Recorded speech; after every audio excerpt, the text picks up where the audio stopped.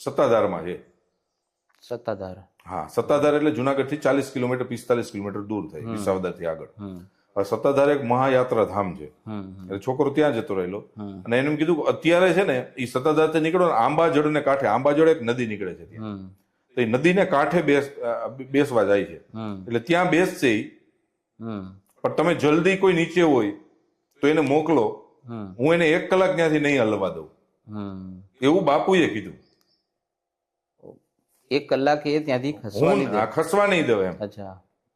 હવે એ વખતમાં તો ફોન નું નામ તેને એવી કોઈ સુવિધા નહીં. ફટાફટ એ લોકો નીચે આવ્યા, ઓલા પૂજારી પૂજા કરતા રહ્યા, મને વાત કરી, એટલે અમે ફટાફટ ત્યાંથી નીકળ્યા. અમે આવ્યા અંબાજી, અંબાજીથી એને ફોન કર્યો, અને ફોન કરીને નીચે ઓલા સુમો લઈને આવ્યા હતા, બીજા લોકો વેઇટ કરતા હતા, રાહ જોતા હતા, એમાં કોઈને વાત કરી. એટલે અમે નીચે આવતા તો અમારે 1.5-2 કલાક બીજી જોઈએ, તો આને કીધું તમે ફટાફટ નીકળી જાવ એમ. એટલે એ લોકો ત્યાંથી નીકળી ગયા, અને ખરેખર છોકરો ત્યાં આંબાજડને કાંઠે નદીને કાંઠેથી મળી ગયો હતો એ લોકો. એટલે આમાં મારું દુર્ભાગ્ય કયો કે સદભાગ્ય કયો કે હું ત્યાં સુઈ ગયો ને મારા એ મહાત્માના દર્શન નથી થયા. પણ સદભાગ્ય એ છે કે આ ઘટનાનો એક સાક્ષી બન્યો.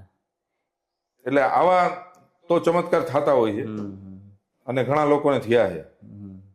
એટલે ગિરનારની ભૂમિ છે, અને એમ કહે છે ગિરનારની ભૂમિમાં 12 વર્ષ કોઈ પણ સાધુ ગિરનાર છોડીને ન જાય ત્યાં રહીએ એટલે ઓટોમેટિકલી સિદ્ધ થઈ જાય, એને કોઈ ભજન કે ધ્યાન સમાધિ કરવાની જરૂર નથી. એટલાય ઉર્જાનો પાવરફુલ ભંડાર છે.